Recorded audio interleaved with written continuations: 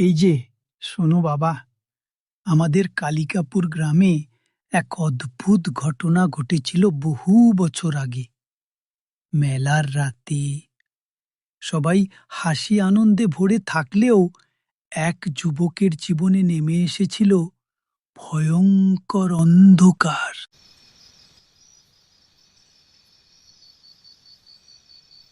সজল নামের এক ছেলে একা একা ফিরছিল মেলার মাঠ থেকে।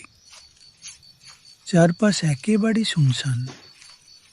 হঠাৎ শুনল যেন কেউ তার পিছনে হাঁটছে।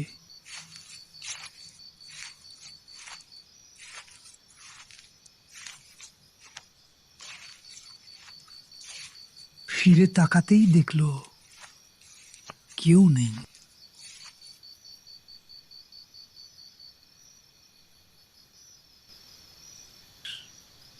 সামনে একটা পুরনো বটগাছ, যার নিচে রাতে কেউ দাঁড়ায় না।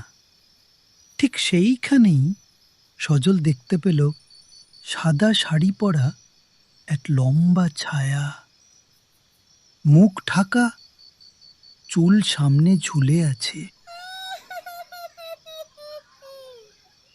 হঠাৎ ঠিক বটগাছটার ভেতরে মিলিয়ে গেল মূর্তিটা।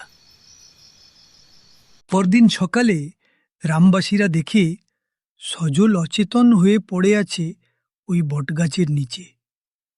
মুখটা ফ্যাকাশে, চোখে আতঙ্ক। সে যা বলল শুনে সকলে স্তব্ধ হয়ে গেল।